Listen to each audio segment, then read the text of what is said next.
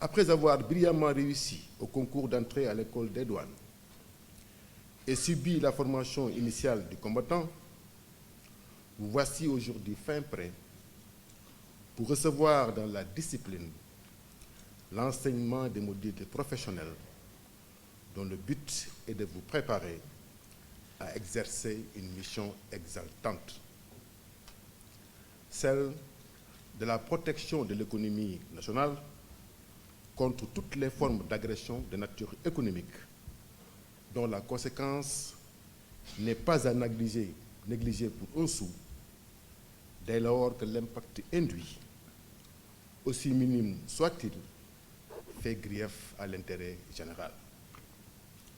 Cette disposition d'esprit doit vous servir de ligne de mire pour guider la posture professionnelle de l'agent des douanes que vous allez devenir.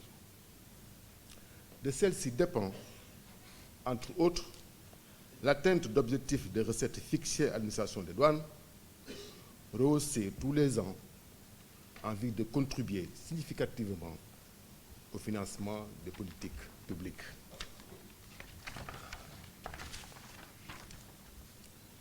Mais pour cela, chers élèves, les modules de formation seuls ne suffiront pas.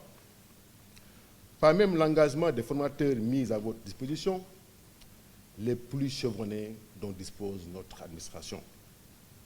Encore moins l'importance du volume du quantum horaire réservé aux cours de déontologie. Rien de tout cela ne garantit l'exemplarité attendue de votre posture dans l'exécution du service.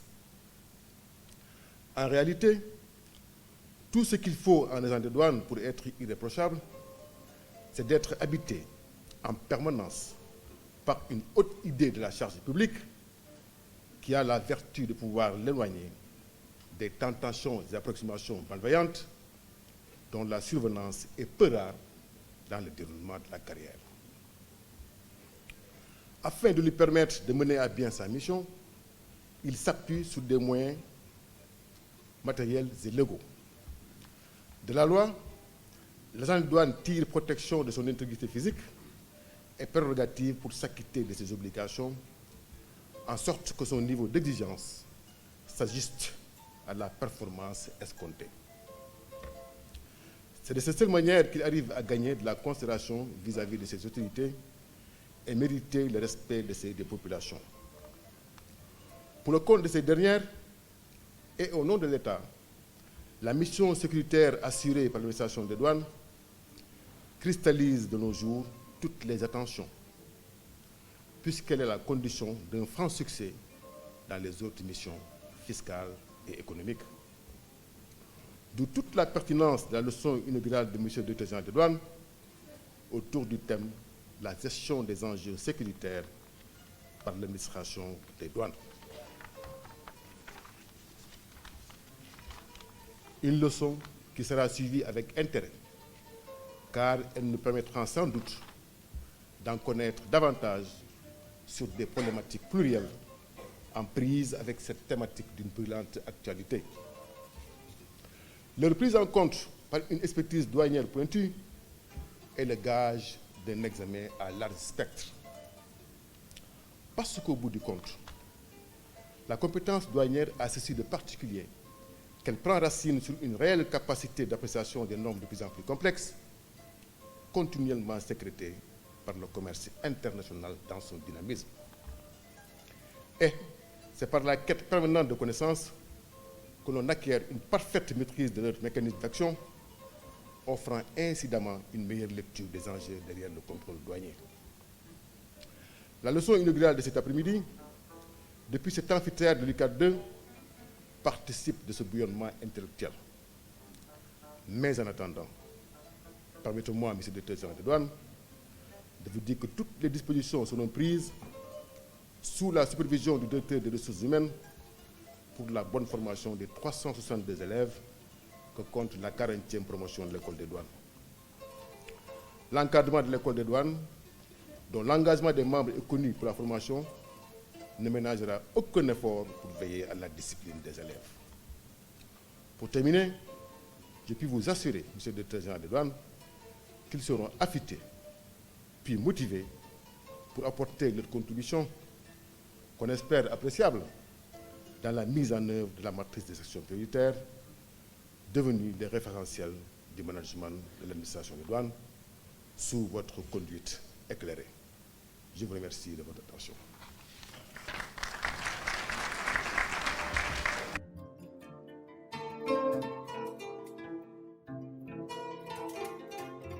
C'est pour moi un honneur, autant qu'un plaisir, d'avoir à introduire le directeur général des douanes, le Dr Mbaye Ndiaye, pour le prononcer de la leçon inaugurale au profit de la 40e promotion de l'école des douanes. Il s'agit d'un exercice laborieux, symbolique, utile, lié à une tradition universitaire et qui permet de revenir sur le parcours éminent du professeur du jour. Chers élèves, l'événement qui nous réunit aujourd'hui à l'UCAD, dans le temple du savoir, sanctuaire de la pensée et de la parole, est une solennelle circonstance permettant ainsi une innovation en phase avec la nouvelle démarche consistant à valoriser davantage la formation initiale au sein de l'administration des douanes. Je voudrais d'abord revenir sur la vision de la DRH, qui est la suivante. Une direction plus outillée, avec un personnel mieux formé, plus motivé, plus confiant, plus épanoui pour mieux servir. En réalité, il s'agit pour la Direction générale des douanes de créer un système qui ne récompense que le travail, la compétence et la probité. Dans l'axe premier de la matrice des actions prioritaires, relatif à la valorisation du capital humain, la leçon inaugurale prononcée par le directeur général des douanes ou par son représentant est inscrite dans l'agenda de la direction des ressources humaines. L'organisation de cette importante activité, avant le démarrage des enseignements, revêt un intérêt particulier pour les élèves.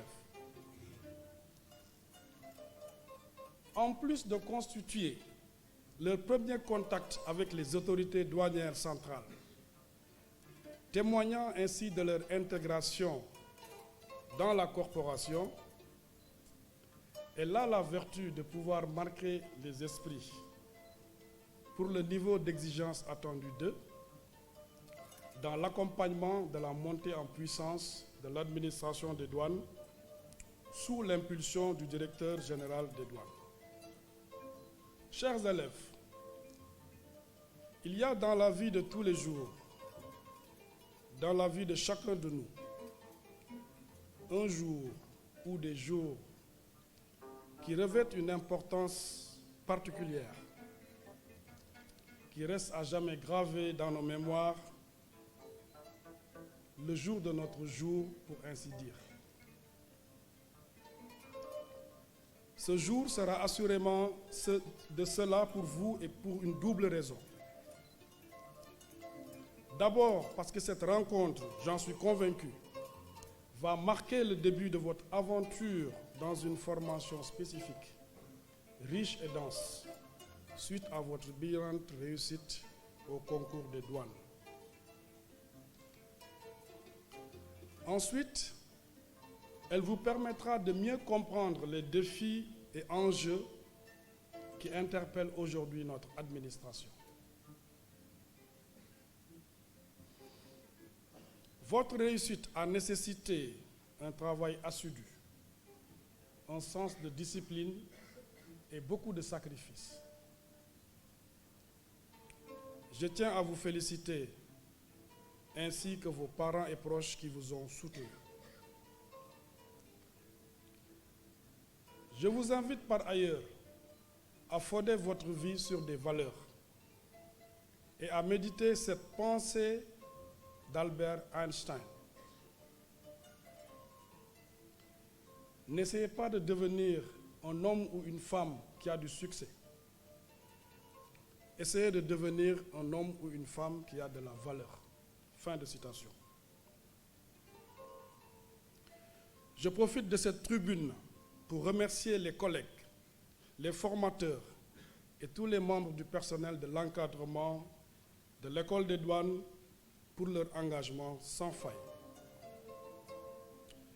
J'adresse une mention spéciale au chef du bureau du recrutement et de la formation initiale pour sa disponibilité, pour sa loyauté, pour son esprit d'initiative, pour sa capacité d'analyse et pour tous les sacrifices consentis. Je le dis du fond du cœur. Mesdames, Messieurs, chers collègues, je voudrais à présent introduire le professeur du jour, comme il est de tradition. Monsieur le directeur général, vous me permettrez d'égratigner votre modestie et d'affecter votre humilité en illustrant votre parcours atypique. Il ressort des témoignages de beaucoup de faisceaux et d'indices que votre parcours professionnel reste exemplaire. Deux constantes se dégagent. Vous êtes un homme engagé et vous êtes un homme généreux. Vous êtes un homme engagé avec un parcours professionnel singulier. Professeur de français et d'histoire-géographie, vous avez réussi avec brio le concours de l'École nationale d'administration. Intégré le corps des inspecteurs et officiers des douanes. Inspecteur vérificateur au bureau des douanes de l'aéroport Léopold Sédar Senghor.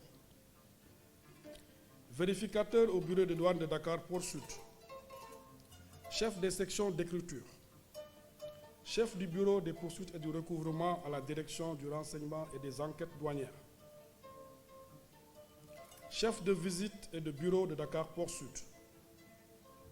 Conseiller technique au ministère de l'économie et des finances d'alors.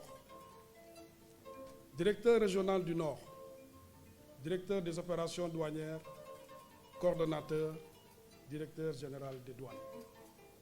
Quel parcours! Vous êtes aussi un homme de réflexion et d'une grande générosité intellectuelle, avec un parcours universitaire élogieux et une belle âme d'enseignant. Vous avez obtenu beaucoup de diplômes. Bac à 3, mention assez bien et lauréat du concours général. Maîtrise en droit, option administration publique, mention bien. Master 2 en sciences économiques, option politiques économiques de l'université Pierre Mendès, Grenoble, France, mention assez bien. DEA de droit public général, doctorat de droit public, option finances publiques, avec comme sujet logique de performance et cadre harmonisé des finances publiques dans l'UEMOA. Mention très honorable avec les félicitations du jury. Assurément, vous êtes un enseignant exemplaire, un sacré universitaire. 3 éléments caractérisent un enseignant à l'université. L'engagement scientifique, la confrontation avec ses pairs et la transmission des connaissances. Malgré vos charges professionnelles, vous avez encadré plusieurs générations d'étudiants sénégalais en collaboration avec des universités du pays, en tant qu'enseignant vacataire à l'université Cheikh Anta Diop, à l'université de Thiès, à l'université Gaston Berger de Saint-Louis et à l'université Assane Seck de Ziguinchor. Vous avez obtenu de nombreuses certifications et effectué des formations dans différents domaines. Vous êtes l'un des initiateurs du master de droit douanier et droit du commerce international qui fait aujourd'hui notre fierté. Et vous êtes toujours en quête de connaissances parce que vous êtes présentement inscrit à un autre doctorat. Monsieur le directeur général des douanes, votre vision a permis de créer la matrice des actions prioritaires qui constitue aujourd'hui le référentiel au niveau de l'administration des douanes. En si peu de temps, après votre nomination, des résultats tangibles, visibles et fort appréciables ont été réalisés par l'administration des douanes dans beaucoup de domaines. Votre leadership est incontesté et incontestable. Chers collègues, chers élèves, j'ai été certes long, mais l'exercice l'exigeait. Monsieur le directeur général des douanes, nous avons hâte de vous entendre et d'apprendre. Soyez remerciés pour tous les efforts consentis pour rendre la douane beaucoup plus performante. Je reste convaincu que cette nouvelle promotion suivra vos orientations afin d'assurer un avenir radieux à notre administration. Je vous remercie pour votre aimable écoute.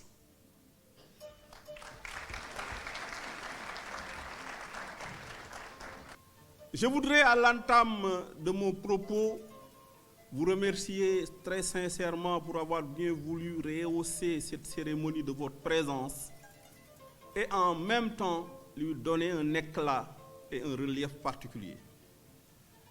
L'événement qui nous réunit ce soir revêt pour nous une importance capitale, puisqu'il marque non seulement le début des activités d'enseignement et d'apprentissage pour les élèves qui viennent de réussir au concours de l'école des douanes, mais il offre aussi l'occasion à nous, autorités douanières, de familiariser nos futurs collègues avec quelques enjeux, des enjeux actuels qui sont véritablement, dont la compréhension est essentielle pour l'exercice de vos fonctions futures.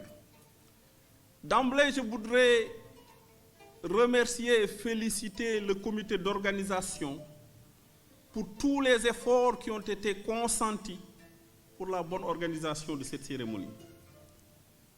Mais je voudrais surtout profiter de cette tribune pour rendre encore un vibrant hommage au directeur des ressources humaines et à toute son équipe pour l'engagement, mais aussi pour le professionnalisme. Je voudrais aussi, très chers étudiants, vous féliciter pour avoir réussi avec brio à ce concours extrêmement difficile. C'est un concours sélectif. C'est un concours aussi véritablement qui a été organisé dans des conditions extrêmement rigoureuses. Si vous en êtes sorti avec brio, c'est parce que vous êtes méritant, vous avez été persévérant dans l'effort, mais aussi c'est parce que, en tout cas, vous avez toutes les aptitudes pour devenir nos futurs collègues. Et je prie Allah, le Tout-Puissant, de vous accompagner dans cette formation, de guider vos pas pour que tout simplement la réussite à ce concours soit pour vous une rampe de lancement pour une carrière douanière exemplaire. Je ne serai pas dans la tradition pédagogique des leçons inaugurales, mais je vais faire un petit exposé pour vous parler d'un sujet qui est en rapport avec l'exécution du service. Le choix porte sur la gestion des enjeux sécuritaires qui, comme l'a dit tantôt le présentateur, est un sujet actuel dont la compréhension est essentielle pour appréhender non seulement les défis actuels, mais aussi les défis futurs de l'administration des douanes. En introduction, je voudrais d'abord vous parler de l'administration des douanes. L'administration des douanes, comme vous le savez, c'est un service public dont la fonction fondamentale est d'encadrer les opérations du commerce international. Et l'identité de l'administration des douanes est construite autour des marqueurs du commerce international que sont la frontière, mais aussi la marchandise. Et habituellement, pour définir et présenter l'administration, on passe souvent par ses missions. Ces missions sont orientées autour de la fiscalité, mais surtout autour de l'économie et sur les aspects sécuritaires. Autour de la fiscalité, comme vous le savez, la douane, c'est un service public dont l'une des vocations fondamentales est de mobiliser des recettes au profit du budget de l'État. Comme vous le savez, le Sénégal n'a pas beaucoup de ressources. C'est récemment que le pétrole a commencé à être exploité. Pendant très longtemps, les deux mamelles nourricières du budget de l'État, c'est d'abord la fiscalité intérieure, mais c'est aussi la fiscalité de port. Et au niveau de la fiscalité de port, c'est la douane qui est chargée de la mobilisation des recettes et habituellement, sa contribution tourne autour de 32% du budget de l'État. L'autre mission, c'est la mission économique. Lorsqu'on parle de mission économique, c'est essentiellement la protection de l'économie contre non seulement certaines menaces telles que la fraude, mais aussi la contrefaçon, mais c'est également l'accompagnement des opérateurs économiques pour qu'ils puissent continuer à créer de la richesse, pour qu'ils créent de la valeur ajoutée qui serait plus ou moins profitable à notre économie nationale. Donc habituellement, ce sont ces deux missions qui sont les missions traditionnelles, mais depuis quelques années, avec l'essor fulgurant du commerce international, une troisième mission s'est greffée à la mission économique et à la mission aussi fiscale. Cette troisième mission, c'est la mission sécuritaire. Lorsqu'on parle d'une mission sécuritaire, c'est essentiellement deux aspects. Le premier aspect, c'est la sécurisation de la chaîne logistique internationale. Le second aspect, c'est la croisade contre les trafics illicites qu'on regroupe sous la dénomination de CTO ou en tout cas de criminalité transnationale organisée. Nos propos de ce soir vont s'articuler autour de 5 points. Nous allons tout d'abord présenter le contexte actuel marqué par des menaces multiformes, surtout au niveau de nos frontières, qui demandent des réponses de l'administration des douanes. Nous évoquerons aussi les moyens d'action du service sur le plan sécuritaire. Il s'agira aussi de revisiter le dispositif tactique de lutte contre les trafics illicites, de voir également et d'identifier les contraintes qui affectent la gestion de notre mission sécuritaire et de terminer par proposer ou en tout cas évoquer les mesures qui sont en cours au niveau de l'administration des douanes pour adapter l'action douanière aux menaces émergentes. Pour le contexte, je crois que le film que nous venons de voir l'a illustré. Nous sommes confrontés à des menaces multiformes. Et l'administration des douanes, en raison de sa présence permanente aux frontières, en amont des autres services répressifs, parce que lorsque vous rentrez, ou en tout cas lorsque vous entrez dans le territoire, c'est la police ou la douane que vous voyez. Donc c'est un service qui est aux avant-postes. Et de ce fait, cette situation stratégique au niveau de nos frontières prédispose l'administration des douanes à jouer un rôle extrêmement important dans la sécurisation de notre espace économique. Parce que, au niveau de nos frontières, en permanence, il y a des menaces qui sont liées à la CTO. La CTO, par définition, c'est tout simplement toutes les activités criminelles qui revêtent un caractère international et qui sont motivées par la recherche du profit. Pour ce qui concerne la caractérisation de ce phénomène, on peut parler comme Marie-Angèle Hermite en désignant ce phénomène comme un phénomène multidimensionnel qui est apatride par essence, qui transcende les frontières étatiques, qui fait fi des normes juridiques et sociales en vigueur, qui emprunte des vecteurs multiples pour déjouer les contrôles des forces de sécurité. Et du point de vue de ces manifestations, la CTO se déploie à travers différentes activités. Je crois qu'on l'a vu, il y a le trafic de drogue, il y a la fraude commerciale, il y a le trafic des véhicules volés qui s'est développé de manière exponentielle ces derniers temps. Il y a la contrefaçon. Il y a aussi le trafic d'espèces animales et végétales protégées par la Convention CITES.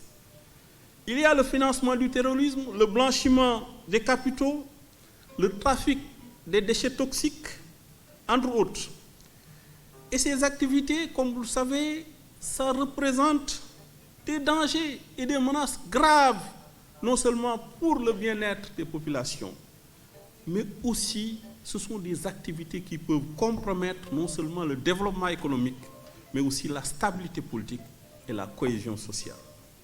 C'est pourquoi nous avons la responsabilité, en tant que force de défense et de sécurité, de veiller à éradiquer ou en tout cas à atténuer les conséquences négatives de ce véritable fléau des temps modernes. Pour combattre cette criminalité, la douane s'appuie sur des moyens d'intervention spécifiques. La douane s'appuie aussi sur une organisation originale. Donc nous allons voir les moyens pour voir en tout cas est-ce que ces moyens sont adaptés à nos ambitions. Les moyens, ce sont essentiellement 3 types de moyens: des moyens juridiques, des moyens logistiques et des ressources humaines. Les moyens juridiques, comme vous le savez, ce qui réglemente l'action douanière, ce sont des dispositions de l'ordre international, ou en tout cas des dispositions supranationales, mais c'est aussi des textes internes. Sur le plan international, il y a beaucoup de conventions qui permettent à l'administration des douanes de disposer d'instruments efficaces pour combattre la criminalité organisée.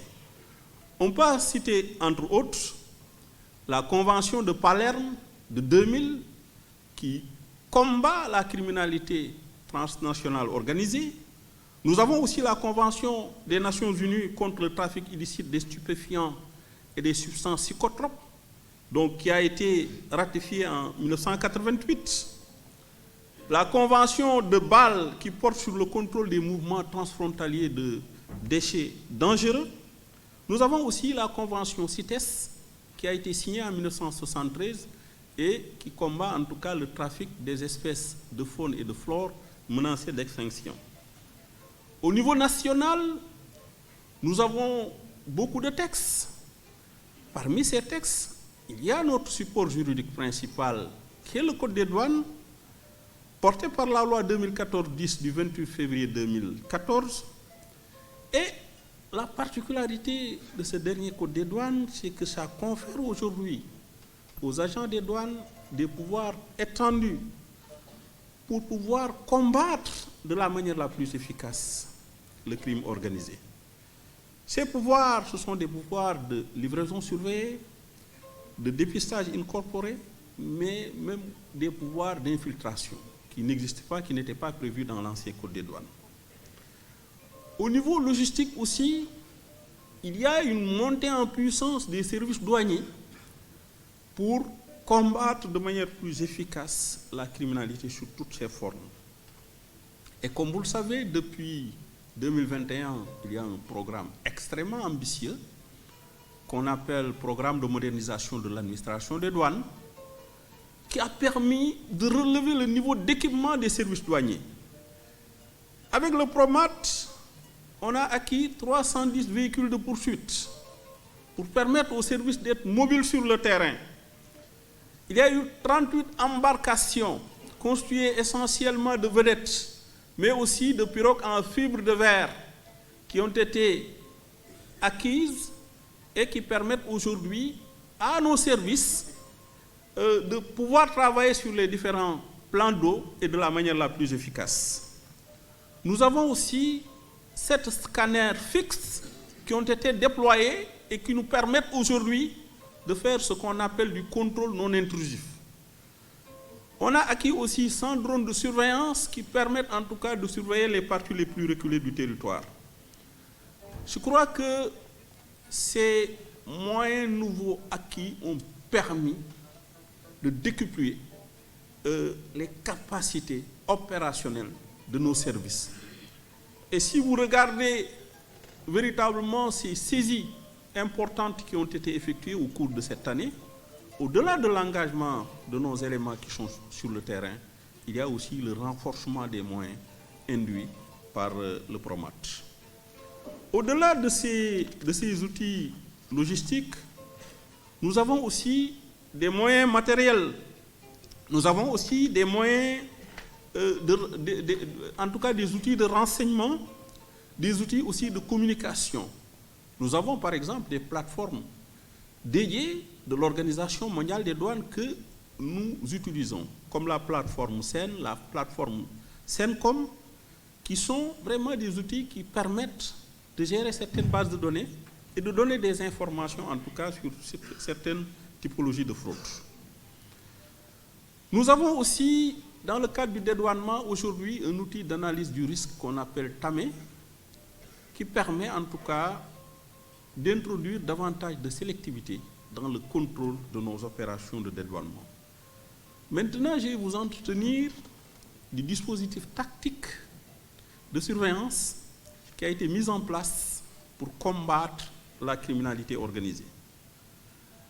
Comme vous le savez, au-delà des moyens, l'administration des douanes a conçu une organisation spécifique, originale, pour combattre les menaces qui pèsent au niveau de nos frontières.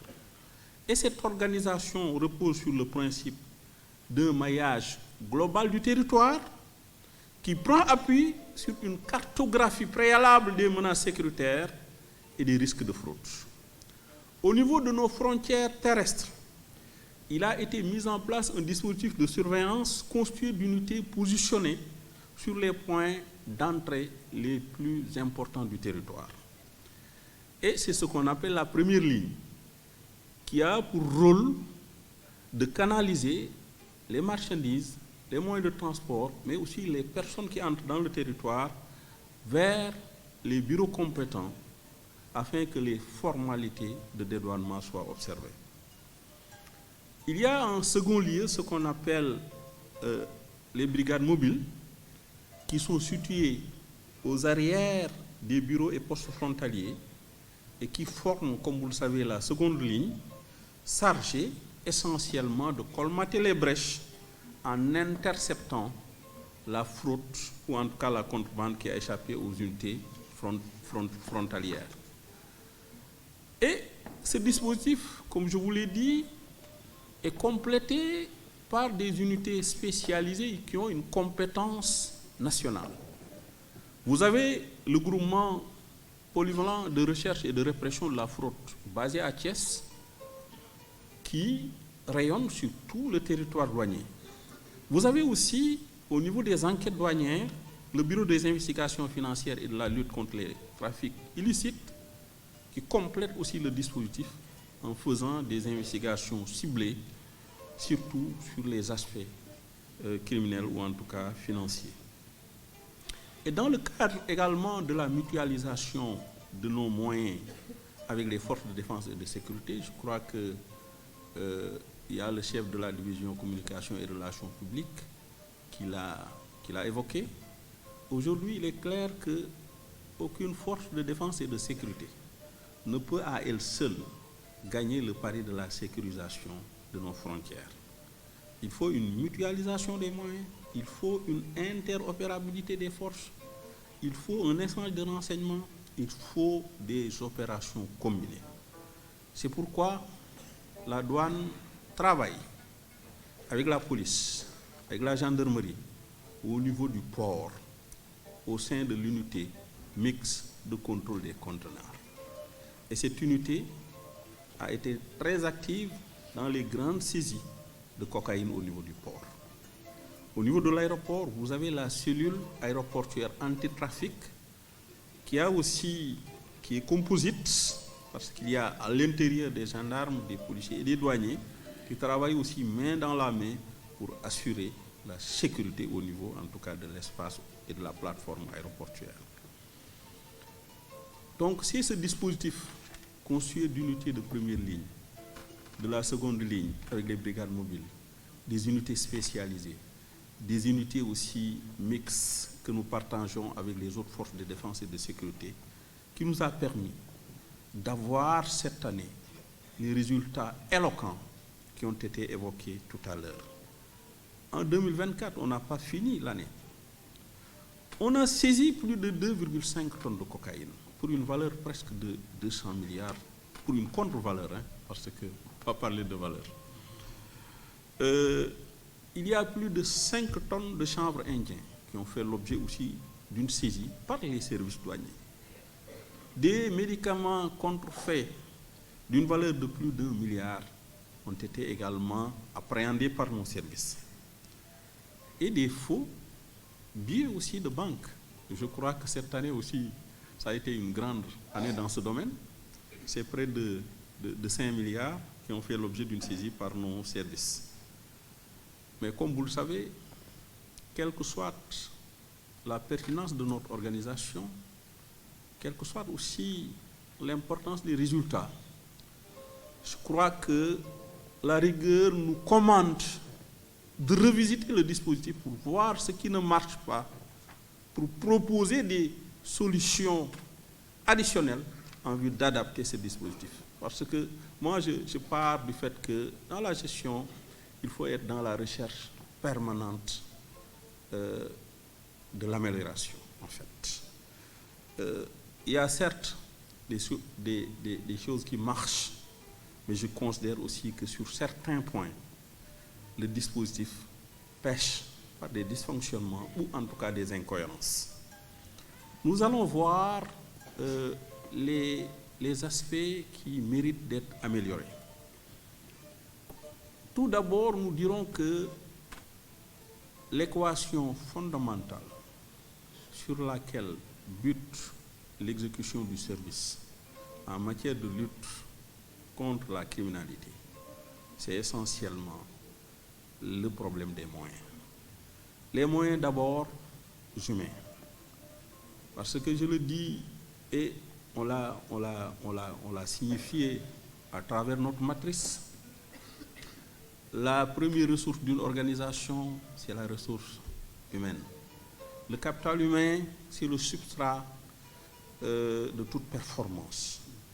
Et de ce point de vue, véritablement, on a des difficultés, malgré ces recrutements relativement importants.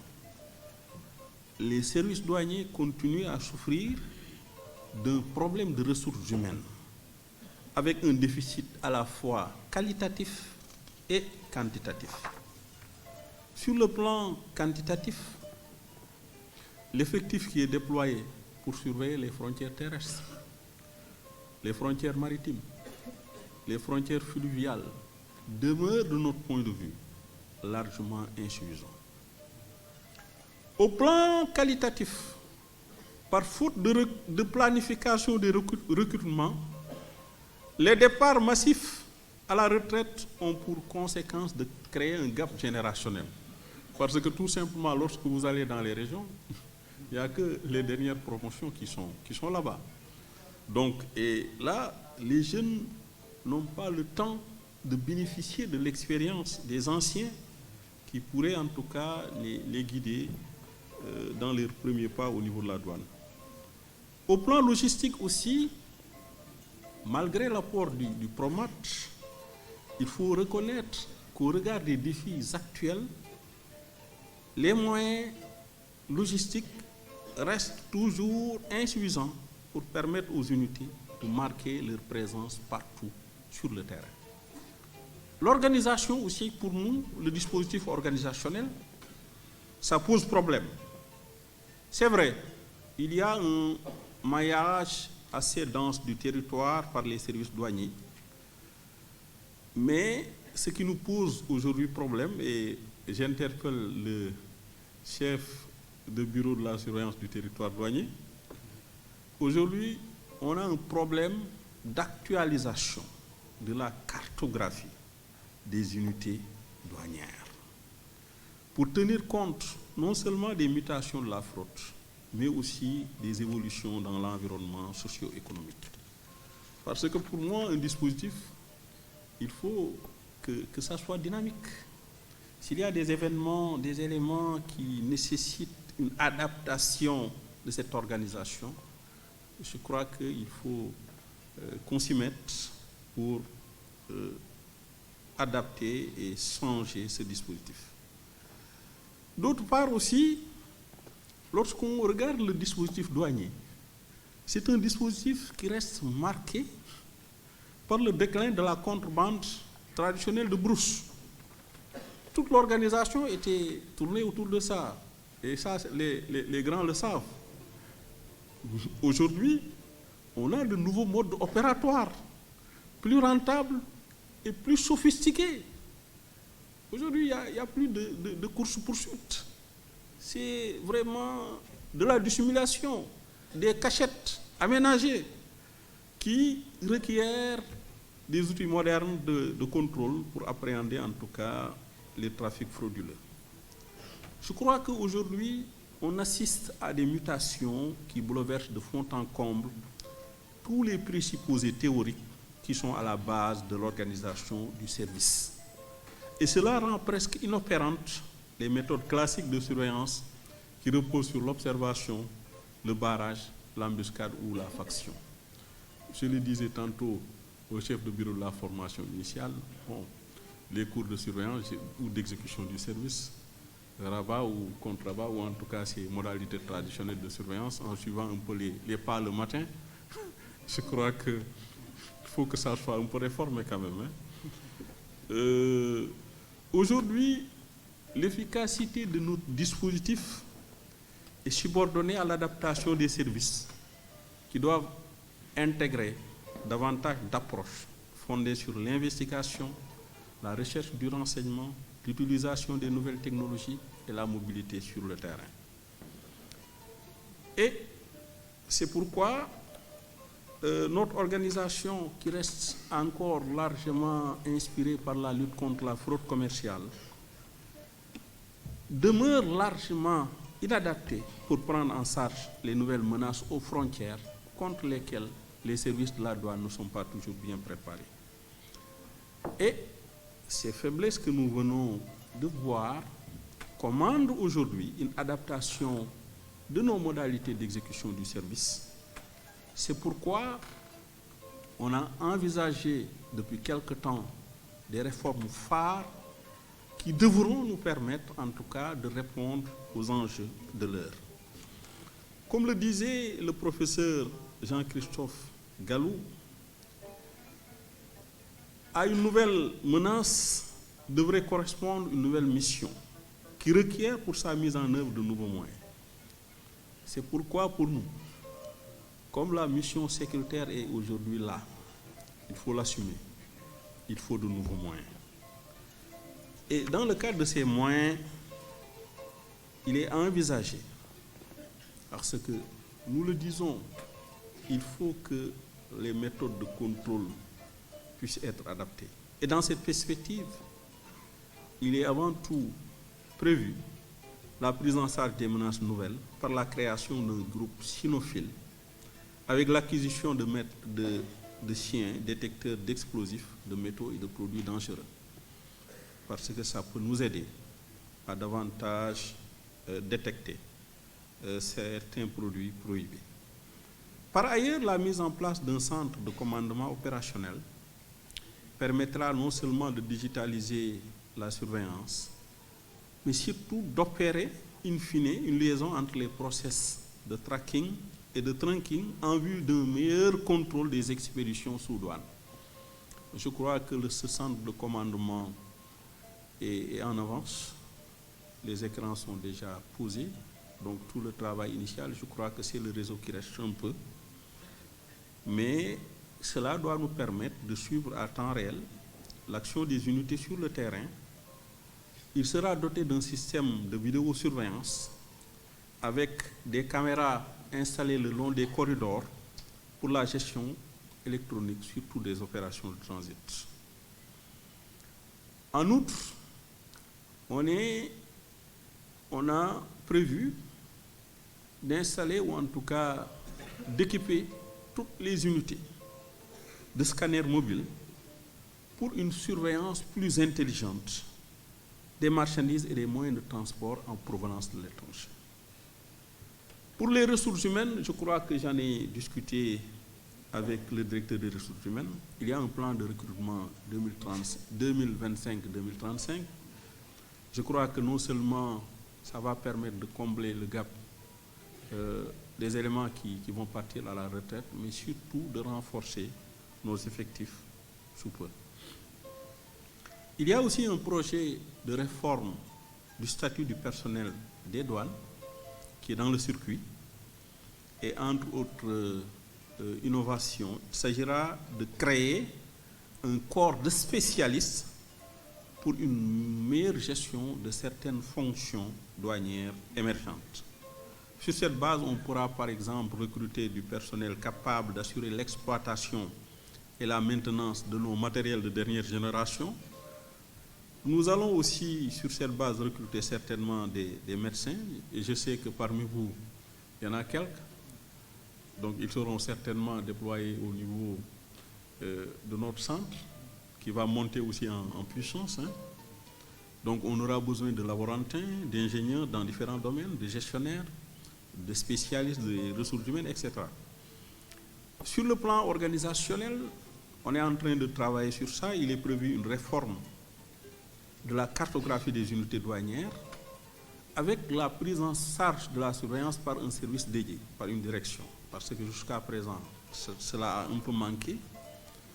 On va, si tout se passe bien, créer une direction de la surveillance douanière qui va coordonner l'action des services opérationnels engagés dans la surveillance. Il sera question aussi de fusionner certaines unités pour mutualiser leurs moyens. Parce que bon, ça ne sert à rien de créer un peu partout des unités disparates, dépourvues de moyens élémentaires pour fonctionner.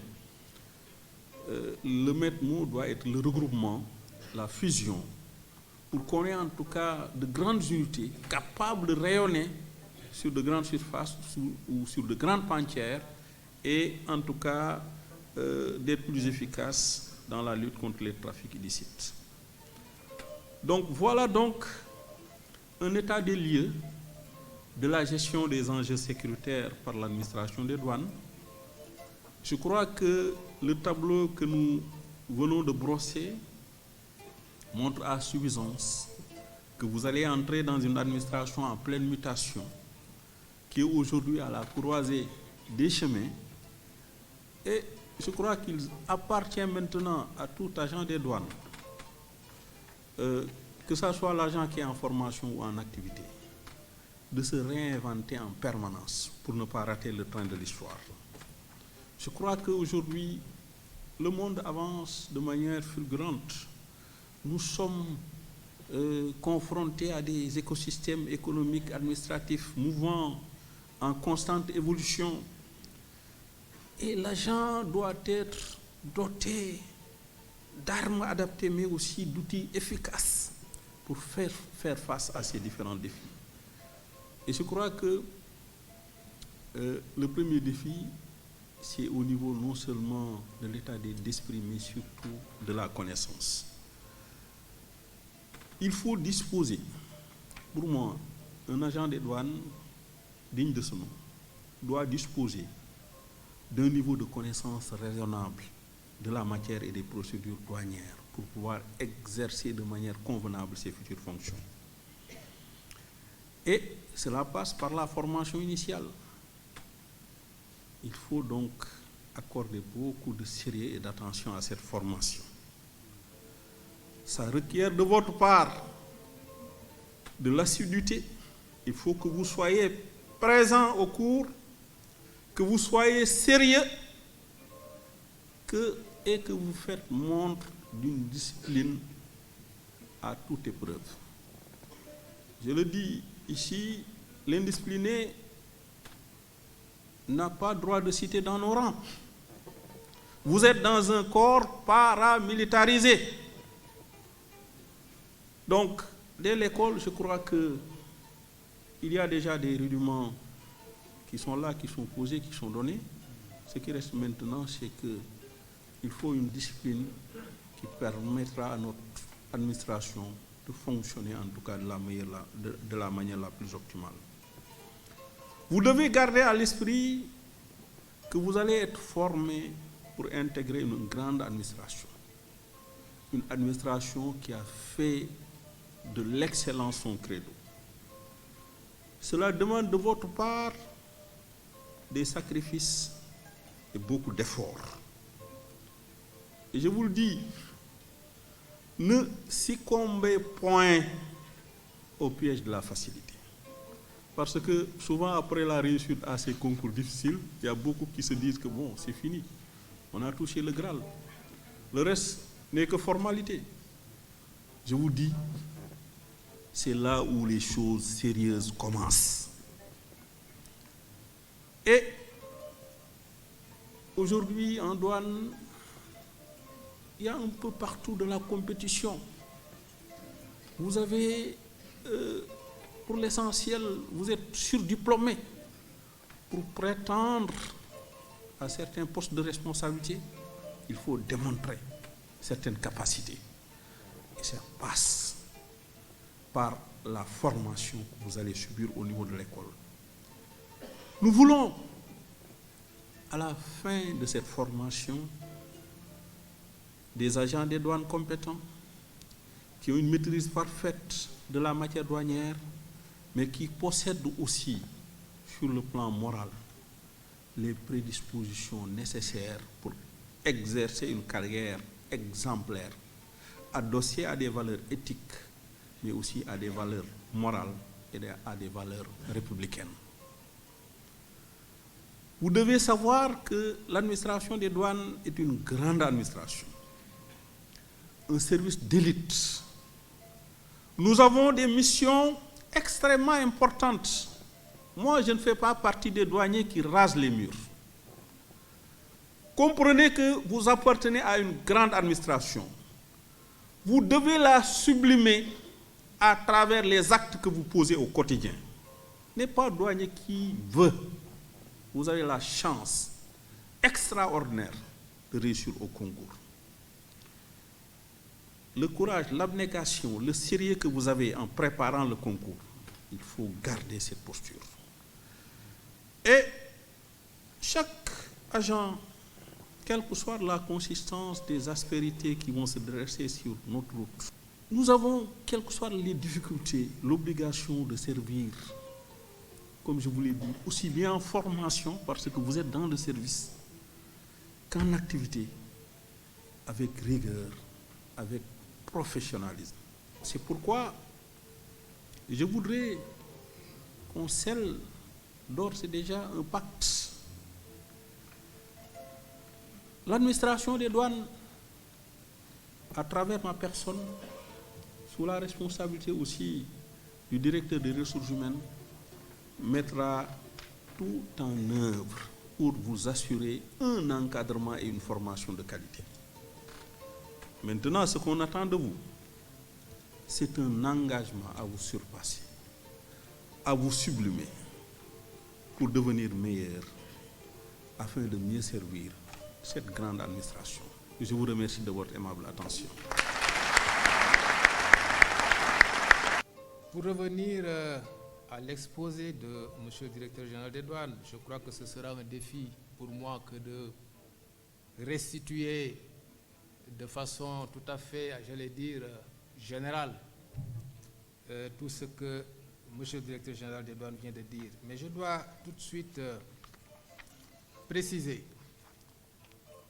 qu'aujourd'hui, la dimension sécuritaire, à mon avis, est celle qui doit être la principale préoccupation pour notre administration.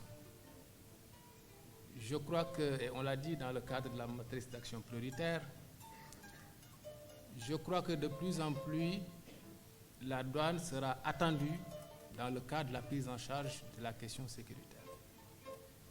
Si on tient compte de l'évolution au niveau international, au niveau communautaire, avec de plus en plus une libéralisation du commerce, de plus en plus une intégration qui aujourd'hui ne sera plus sous-régionale, mais est en train d'être régionale. Quand on prend en compte la transition fiscale, quand on prend également en compte la nouvelle stratégie de développement économique de notre pays, il me semble qu'il y a matière à réfléchir sur nos missions. Ça veut dire que de moins en moins nous serons attendus dans la mission fiscale, mais plus dans la mission sécuritaire. Et vous ne cessez de le dire durant les tournées, qu'aujourd'hui vous accordez, entre guillemets, plus de considération à la surveillance, parce que de toutes les façons, c'est quand même une partie de l'administration des douanes qui a souvent été négligée, compte tenu des moyens assez modestes qui lui ont souvent été attribués. Je crois donc que thème ne pouvait être, en tout cas, mieux indiqué pour introduire les élèves de cette nouvelle promotion de l'école des douanes. Je voudrais juste rappeler le contexte que vous avez campé, Monsieur le Directeur général des douanes, en parlant des menaces multiformes, protéiformes, qui guettent notre pays. Je crois qu'on a souvent l'habitude de dire que le Sénégal est un îlot de stabilité dans un océan de tumulte et que nous devons prendre nos dispositions pour faire face à ces menaces qui, si on y prend garde, risquent de nous envahir et de compromettre en tout cas notre dynamique de développement économique et social. Vous avez également précisé les enjeux sécuritaires en parlant de criminalité transnationale organisée, en faisant part, bien sûr, en précisant qu'il s'agit d'un phénomène multidimensionnel qui fait fi, bien sûr, des frontières, avec de multiples défis. Vous avez parlé de trafic de drogue, de fraude commerciale, de vol de véhicules, de contrefaçon, de financement du terrorisme, de blanchiment de capitaux. Ces menaces pouvant compromettre gravement la stabilité de nos pays.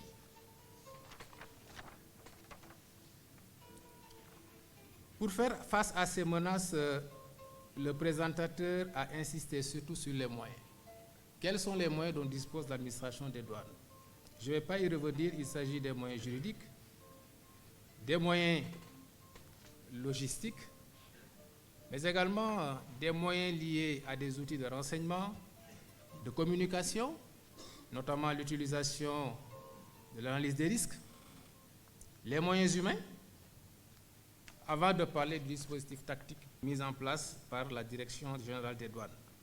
Il s'agit d'un dispositif organisationnel qui est basé sur le principe d'un maillage du territoire avec des unités de première ligne, des unités de seconde ligne, des unités spécialisées à compétences nationales, mais également la mutualisation des moyens avec les autres forces de défense et de sécurité, sans oublier bien sûr des unités comme l'UMCC et la CAD.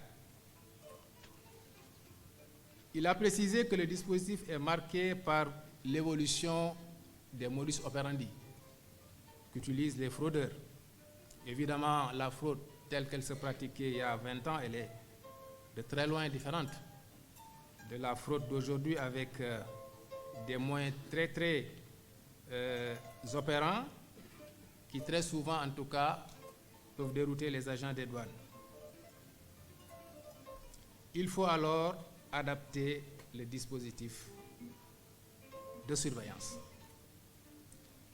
Et le DG a énuméré un certain nombre de mesures qui sont en cours au niveau de l'administration des douanes. Il faut de nouveaux moyens étant donné que nous faisons face à de nouveaux défis en matière sécuritaire. Il faut adapter le dispositif de surveillance. Et pour ce faire, il a bien sûr suggéré la mise en place d'un groupe cynophile. Je crois que ça existait jusqu'à une période récente. Je crois également que c'est devenu un outil dont on ne peut se passer généralement toutes les forces de défense et de sécurité. Il a parlé du centre de commandement opérationnel qui sera bientôt mis en œuvre. Le tracking, avec un meilleur suivi notamment des marchandises qui circulent le long des corridors. L'équipement des unités en scanner mobile pour des inspections non intrusives. Un plan de recrutement, en tout cas très ambitieux, pour permettre en tout cas à la douane de mieux faire face aux défis multiformes.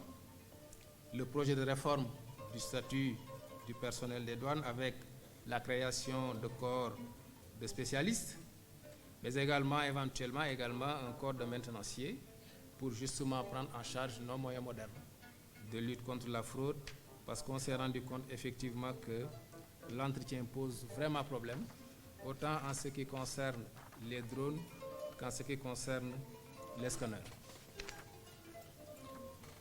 Il a également parlé de l'augmentation des dotations financières, mais également l'équipement en moyens modernes comme des mallettes de détection de drogue, des caméras endoscopiques.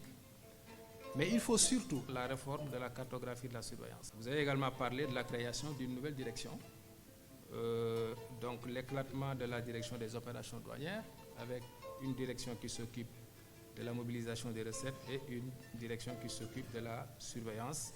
Je crois que ça rappelle certainement aux anciens bien des souvenirs, parce qu'il me semble que dans l'histoire, on a eu à vivre une telle organisation. Et puis, la fusion de certaines unités pour mutualiser les moyens, pour avoir de grandes unités plus efficaces. On en a parlé durant nos tournées. Est-ce qu'il y a besoin de créer des unités qui n'ont d'intérêt que par leur existence, sans pour autant vraiment être efficaces dans le cadre de la mise en œuvre du dispositif de surveillance? Vous avez beaucoup insisté sur la nécessité pour ces élèves de ne pas considérer, bien sûr, je les félicite au passage, de ne pas considérer leur réussite comme une fin en soi. Vous avez insisté également sur la quête permanente de connaissances pour une bonne exécution du service. Vous avez insisté sur l'assiduité, vous avez insisté également sur la discipline, vous avez insisté surtout sur l'éthique, un aspect qui préoccupe la direction du contrôle interne. On attend une conformité à l'éthique de la part des agents en activité, mais ça doit déjà commencer par les agents qui sont à l'école. Ne pas succomber à la facilité, comme il l'a dit, car les choses sérieuses viennent vraiment de commencer. En tout cas, je voudrais vous remercier, Monsieur le Directeur Général, pour la confiance et surtout pour le redoutable honneur que vous me faites, et préciser d'emblée qu'il ne s'agira pas pour nous de nous ériger en donneurs de leçons ou de nous considérer comme un parangon de vertu. Nous sommes loin d'en avoir la prétention. Mais pour ceux à qui ces conseils et suggestions sont destinés, ils considèrent simplement que c'est la fonction qui nous impose cet exercice. Je crois que ce qui vous a motivé à faire le concours, c'est d'abord de servir votre pays. Si nous sommes considérés comme étant les soldats de l'économie, c'est que la fonction d'agent des douanes doit être un sacerdoce. Quand on mesure tous les domaines dans lesquels l'expertise douanière est sollicitée, de la mobilisation des recettes à la facilitation des échanges en passant par la prise en charge des défis sécuritaires, la protection de la communauté en matière de santé, de contrôle des produits alimentaires, de protection de l'économie sénégalaise. Je disais donc que quand on mesure tous les domaines dans lesquels notre expertise est sollicitée, on se rend compte combien le rôle de l'agent des douanes est précieux. Par conséquent, quand on est un soldat, on ne doit être guidé, on ne doit être mû que par le souci de défendre sa patrie. Vous devez être prêt à défendre votre patrie, quoi qu'il vous en coûte. Car un soldat ne doit rechercher qu'une reconnaissance. une reconnaissance à nul pareil, la reconnaissance de la patrie. Un soldat, sa vocation est de se battre pour son pays, pas pour la recherche du gain facile. Vous frappez à la porte d'une administration respectée et respectable, car si tel n'était pas le cas, je ne pense pas que vous l'aurez choisi. Je ne pense pas que vos proches ne vous auraient pas dissuadé de faire un tel choix. Je dois vous dire que vous trouverez des collègues qui portent haut le flambeau légué par nos anciens.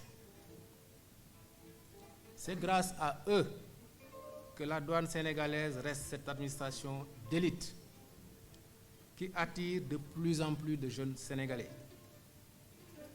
Le DRH me rappelait l'autre jour que je crois qu'on a eu plus de 40 000 candidats au concours.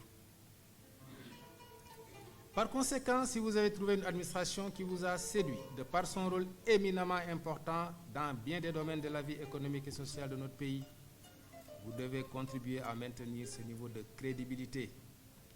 Prenez l'engagement de faire partie de ceux qui, au quotidien, ne ménagent pas leurs efforts pour que la douane continue d'être bien appréciée. Faites partie de ceux qui tirent la douane vers le haut. Aujourd'hui, il faut le reconnaître. Le regard que votre entourage porte sur vous a certainement changé ou est en train de l'être. Vous êtes certainement mieux considérés parce que vous êtes devenus des douaniers ou parce que vous êtes des douaniers ou que vous le serez très bientôt. Alors nous n'avons pas le droit, pas du tout, pas le droit de rendre à l'administration des douanes moins que ce qu'elle nous a donné. Pour terminer, Monsieur le Directeur Général, j'ai toujours pensé, et je crois que je partage cette conviction avec beaucoup de collègues, que la réputation de l'agent des douanes se forge en début de carrière. Et que si vous êtes décrit dès le départ comme étant un agent sérieux, rigoureux, qui ne réchigne pas à la tâche, qui est à cheval sur les principes, vous pouvez avoir la chance de garder cette réputation jusqu'à la fin de la carrière. Car même si vous fautez exceptionnellement, on met ça sur le compte de l'imperfection de l'être humain que vous êtes. On n'est plus enclin à vous pardonner. Mais si vous êtes catalogué comme étant un agent laxiste, qui manque de sérieux, ça risque de vous poursuivre durant toute votre carrière. Et même si, en cours de chemin, vous faites amende honorable, ça peut ne pas convaincre beaucoup de monde. Mais aujourd'hui, je me rends compte que cette bonne réputation, il faut la cultiver déjà à l'école, durant la formation. Pourquoi? Parce que vos formateurs sont vos futurs collègues. Beaucoup d'entre eux, en tout cas, vos futurs chefs. Ils se feront une idée de vous qui risque de vous desservir durant la carrière si cette idée n'est pas bonne. Alors, attention à la bonne conduite au cours de la formation. Monsieur le Directeur Général des douanes, voilà ce que je voulais ajouter à ce que vous avez déjà développé relativement au comportement qui est attendu de nos chers et futurs collègues. Je vous remercie.